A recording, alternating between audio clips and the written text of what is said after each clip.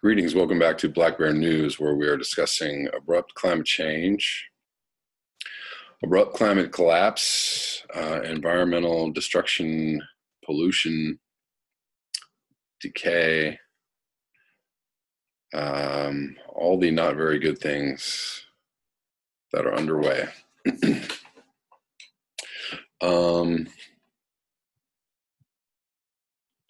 Let's see, one second. Got a couple of articles to read for you today. Actually, I have many articles to read, but I don't have that much time to read all of the articles in my queue, but I'm just going to try and dig into a few today.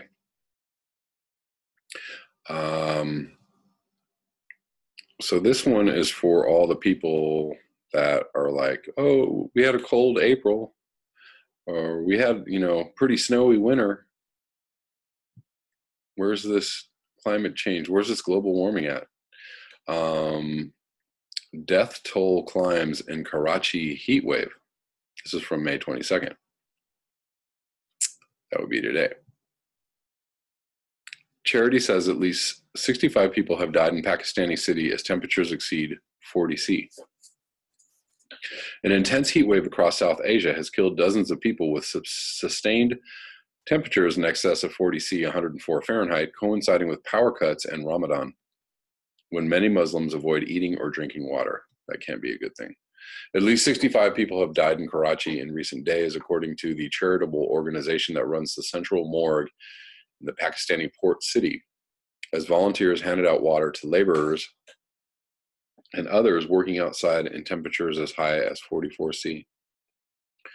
Local media reports claim the death toll could have exceeded 100 in the sprawling megacity of 15 million, where high temperatures are exacerbated by an absence of green space, estimated to make up just 7% of the urban area. Authorities in Karachi have not confirmed the death toll, but urged people to stay indoors and keep drinking water. Parts of the city have also been suffering from power cuts, particularly early in the morning when more people than usual have been walking to eat before sunrise in line with Ramadan fasting rituals. During the annual month-long rite, Muslims refrain from eating or drinking anything, including water, between sunrise and sunset, though children, older people, the sick, and pregnant women usually do not participate. The Eddy Foundation, which runs Karachi's central morgue, said most of the dead in the city were working-class people from poorer neighborhoods, including children and elderly people. They work around heaters and boilers and textile factories, and there is 8 to 9 hours of scheduled power outages in these areas. Fasil Eddy, the head of the foundation, told Reuters. Fazlullah Pachuho, the health minister of the Sindh province, denied that anyone had died, however, telling the Dawn newspaper, "I categorically reject that people have died due to heat stroke in Karachi." Sounds like the Trump EPA, or sounds like some Trump climate change denier types. A heat wave in 2015 left morgues and hospitals overwhelmed and killed at least 1,200, mostly elderly, sick, and homeless people. In 2015, the Eddy morgue ran out of freezer space after about 650 bodies were brought in the space of a few days. Ambulances left decaying corpses outside in the sweltering heat. Extreme temperatures were also recorded in neighboring India, with parts of Maharashtra state receiving 47 C on Monday. More than 22,000 people died in heat waves in India between 1992 and 2005, according to government data released last year. Authorities say that figure has fallen dramatically since, as a result of public health campaigns, including training medical staff to diagnose heat-related illnesses and sending color-coded temperature warnings through the media and WhatsApp. Last year, about 222 Indians died because of the heat, the government says, down from 1,111 in 2016 and 2,040 the year before. Temperatures in Karachi are expected to stay above 40 C until the 24th of May. according to weather forecasters. High temperatures were also predicted to last another 48 hours in India. And they just had a heat wave a few weeks ago. So this is heat wave on heat wave. Moving on to the next article I want to read. This is from the Seymour Rocks blog by Robert Scribbler. Temperatures, this is from yesterday, 21st of May. Temperatures in Arctic region could spike to 3.5 degrees Celsius above average May 26th through May 29th. Potential historic Arctic warming scenario in the GFS model forecast for late May. For years, Arctic watchers have been concerned that if May and June ran much warmer than average following an equally severe winter, we could see substantial sea ice losses, severe Arctic fires, and related knock-on global weather effects. This May, temperatures over the Arctic Ocean have run much warmer than average, and in the GFS model forecast, we see a prediction for a historic Arctic temperature spike during late May. According to GFS model analysis, temperatures for the entire Arctic region could spike to as high as 3.5 degrees Celsius above average from Saturday, May 26th through Tuesday, May 29th. So much warming, if it does occur, would shatter temperature records around the Arctic and accelerate the summer melt season by 2 to 4 weeks.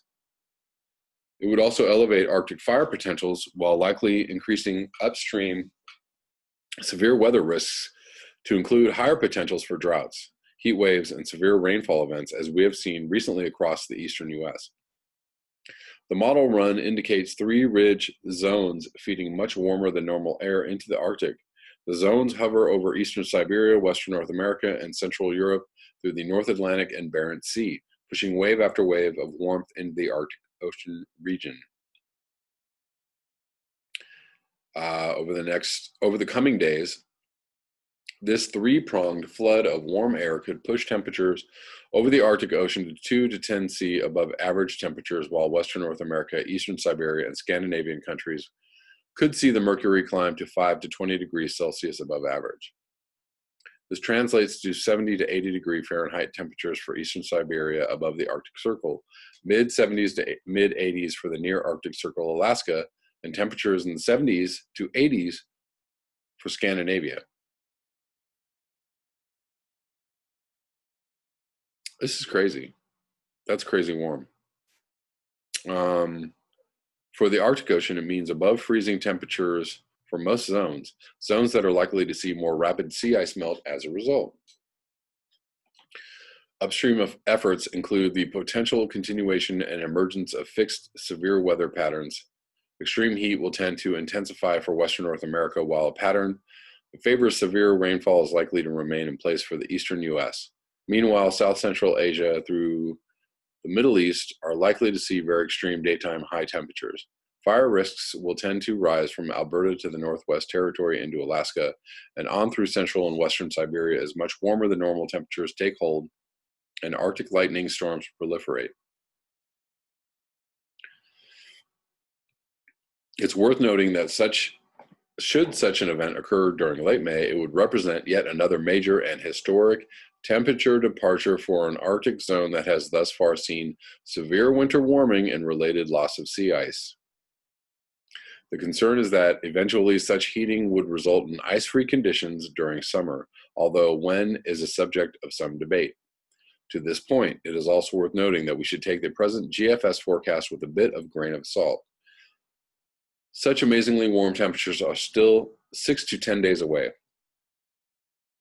and forecasts beyond the 3-day are notably fickle, and this particular model has run a bit hot of late. However, it is worth noting that the model has been correct in predicting a much warmer than normal May, and that we have already experienced one historic temperature spike during early May, so a pattern that demonstrates the potential for such extreme warming has clearly taken hold. Alrighty. Is that this summer that we get an ice-free Arctic? Is it possible? Some say yes. On that note, So one of our followers, viewers, Barb, sent me a YouTube from Mr. It's like Mr. BB 333 or BBB 33. I'm sure some of y'all are familiar with him. Where is it?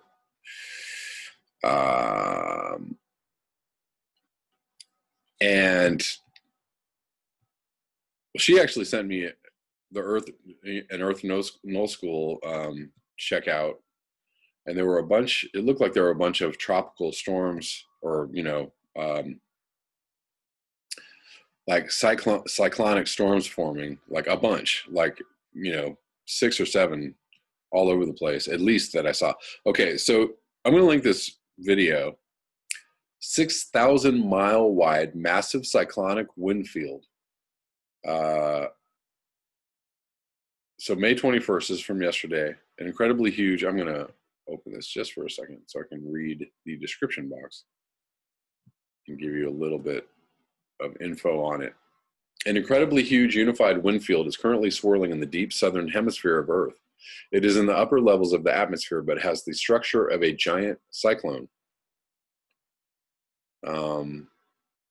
Anyways, interesting to check out. I don't know if any of y'all have been checking out Earth Null School of late. I usually expect if there's like super major anomalies, like Paul Beckwith does something on those. He's generally right on top of that stuff. Anyways, I'm going to move on to, I believe this will be my last article for the night. Maybe not. Maybe I won't read this article because I just realized that I forgot that there is a newer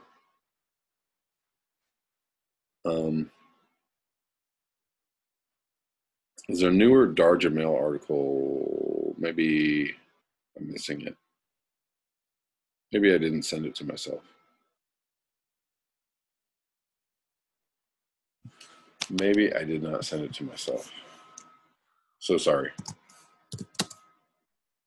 Pardon the delay.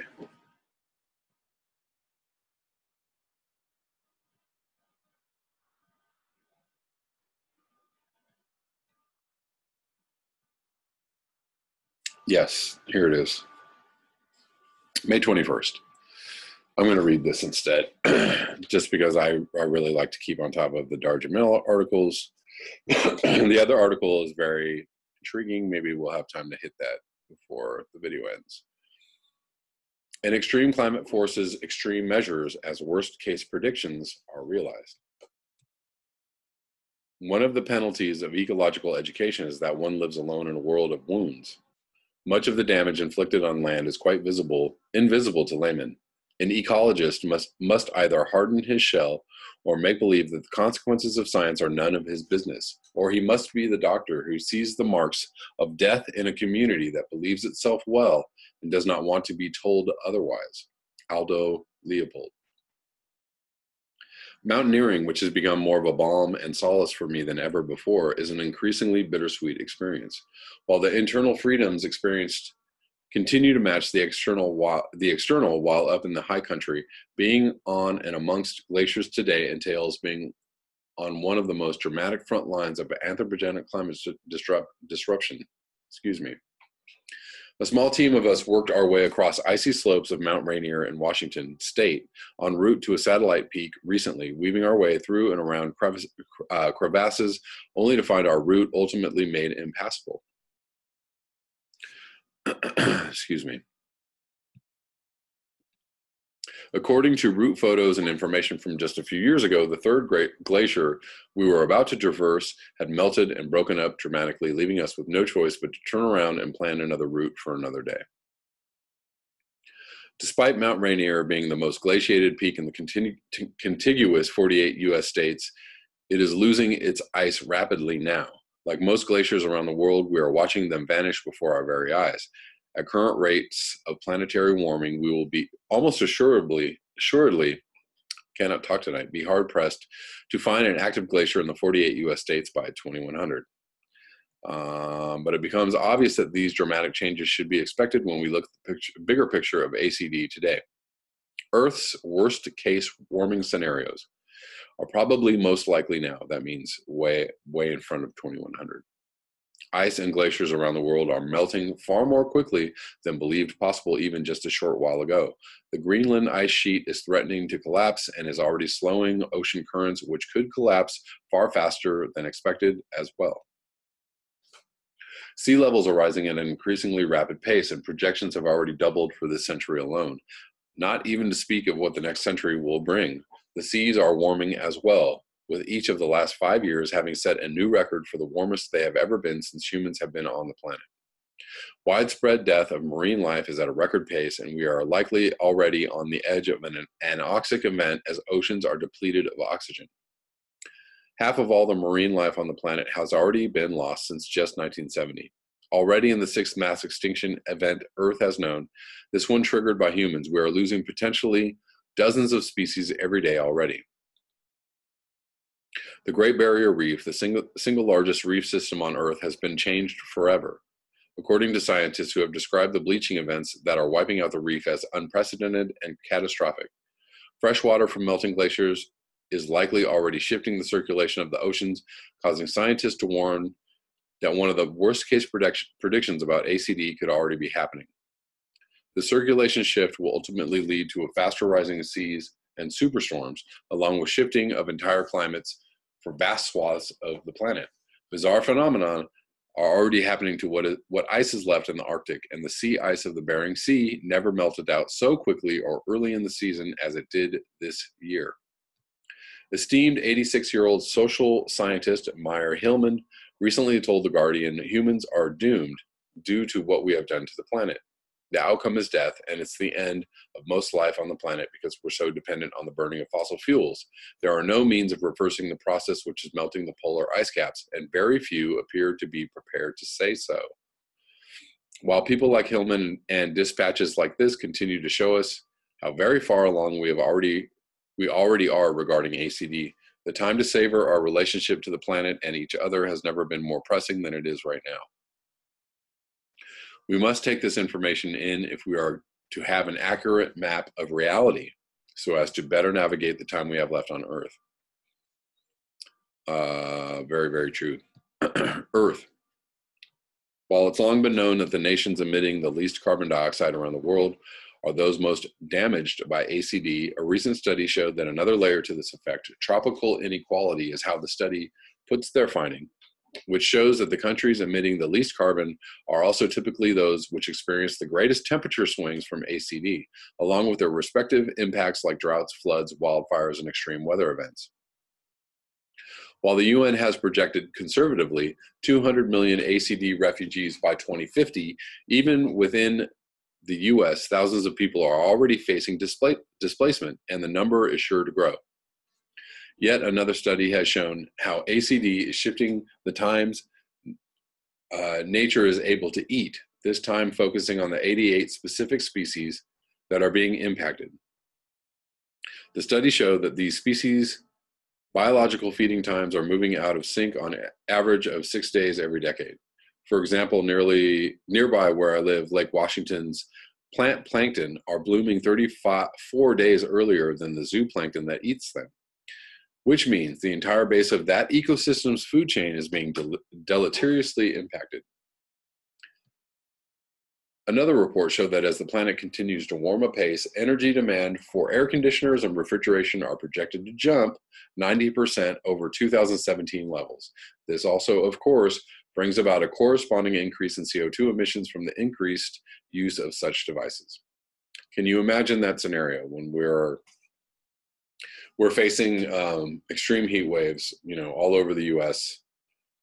And, many cities are facing 110, 115, 120 degree heat waves, and everybody is just, locked in their houses and their cars with the AC, blasting, hoping against hope that it doesn't stop, right? Because what happens when it stops?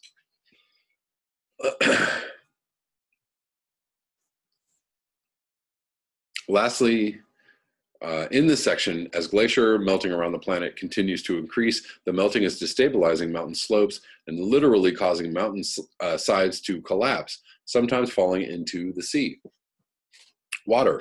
Rising sea levels are now threatening to burst a more than $1 trillion real estate bubble, as a recent study has shown a pricing signal from climate change.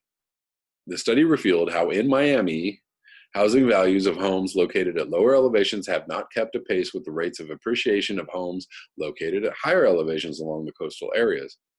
Another even broader study, Disaster on the Horizon, the price effect of sea level rise, showed that homes which are exposed to sea level rise are already being priced 7% lower than homes the same distance from the coast, but which are less exposed to flooding. Given that most people's savings are tied up in their home, when the home loses all of its value from sea level rise, causing an economic bubble to burst, one can imagine the myriad problems that this will generate across South Florida. Almost needless to say, Florida's Everglades National Park is under threat, not just from sea level rise.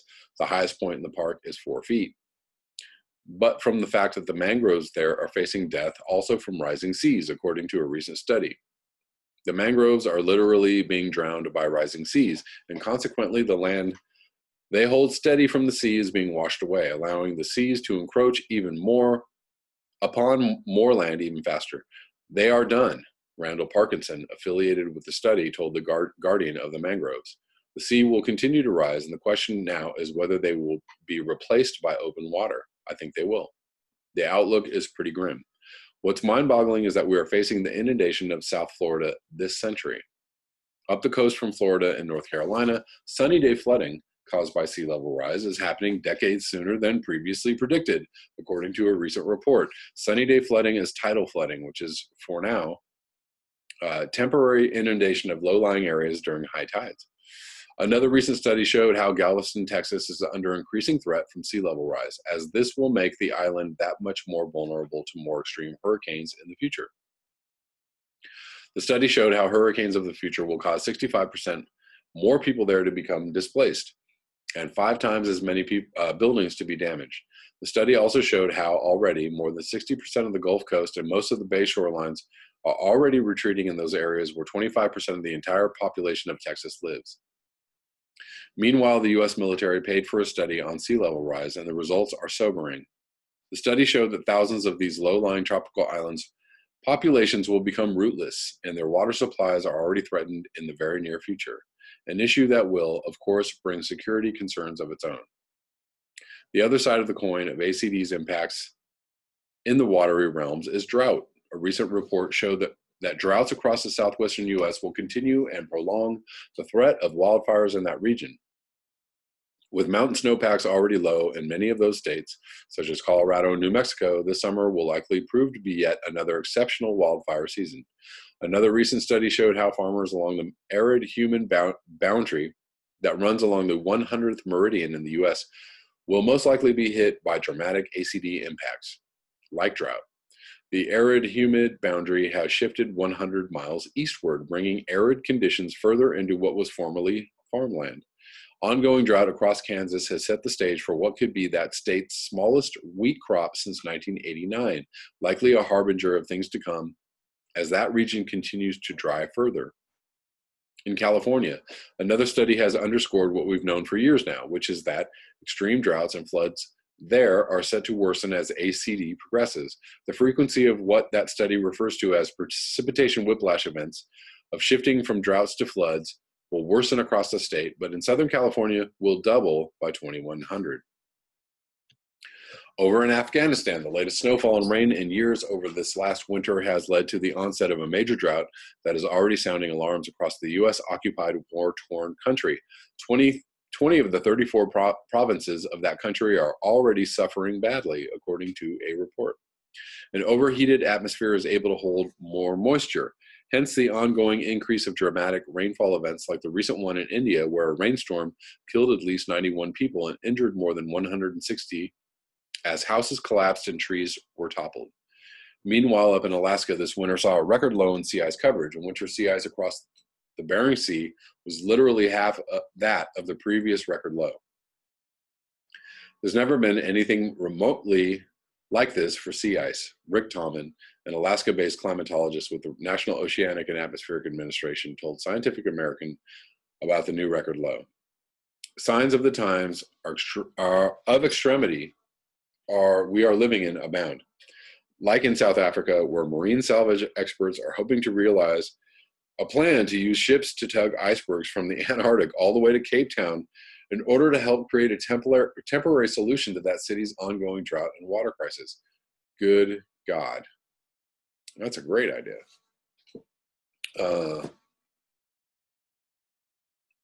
Lastly, in this section, scientists recently discovered yet another ACD-related feedback loop.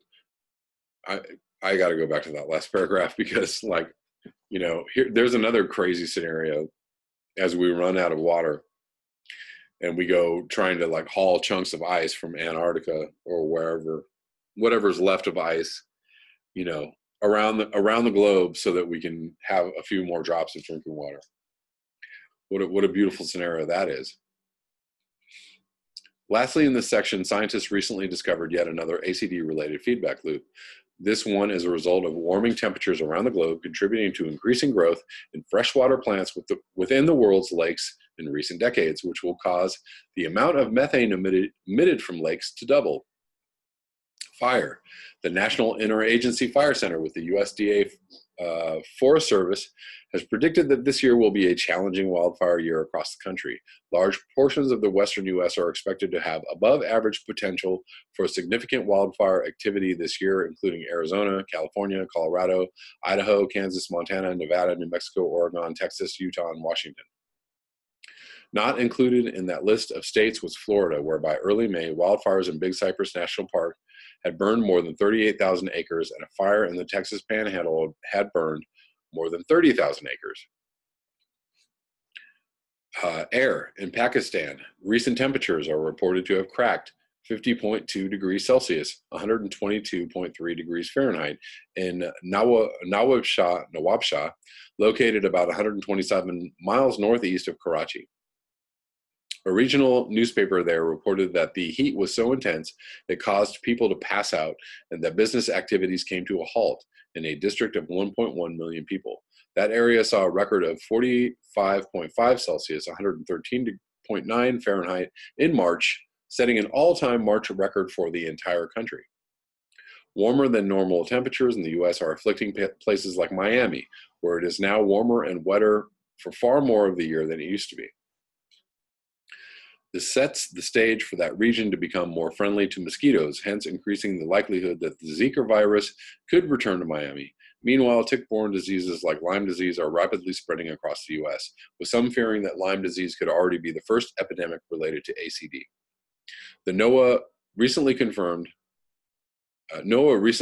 a sharp rise in methane, a greenhouse gas 100 times more potent than CO2 in the atmosphere over a 10-year time frame. The atmosphere already has 2.5 times more methane than it did before the Industrial Revolution began, and now scientists are working to understand how in just the past decade, methane levels have increased as rapidly as they have. Another interesting unintended consequence of ACD is how it is likely to cut down on the amount of dust being blown into the atmosphere from the Sahara Desert by up to 100 million tons every year. This would act to starve the Amazon rainforest of much-needed nutrients, in addition to causing temperatures to rise across the North Atlantic.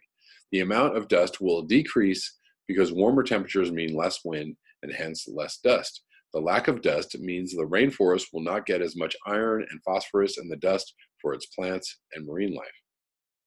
Interesting.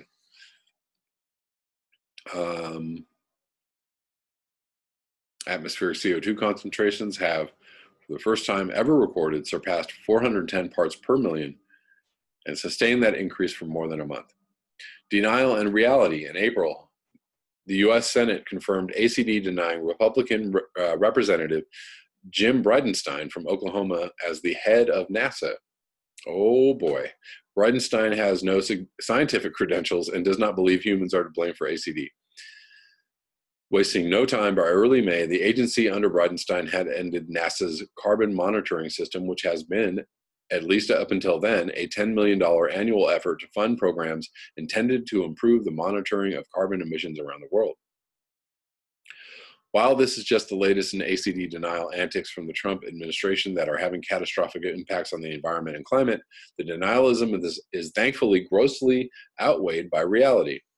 The city of Oslo, Norway has moved forward with banning all cars from the city by 2019. That's pretty amazing. I had no idea that was going on. Go Oslo. Pakistan is attempting to plant 1 billion trees, and the World Bank has announced it will no longer fund oil and gas exploration. Meanwhile, deeply troubling signs of how far the planet along the planet is regarding ACD continue apace. I already read that. Atmospheric CO2 concentrations are up. It is worth noting that human beings did not exist on the planet the last time there was this much CO2 in the air. CO2 is now over 100 parts per million higher than any of the direct measurements that have been taken from the Antarctic ice cores over the last 800,000 years, and most likely substantially higher than anything Earth has experienced for at least 15 million years, including eras when the planet was mostly ice-free. That is not good. I'm going to link this article below. That is all I have for you tonight. I just wanted to share these stories with you. I have many more. Maybe I'll come back possibly tomorrow morning or tomorrow evening with another video. Until next time, I always appreciate your ears, your eyes, and your conscience. Until next time, peace.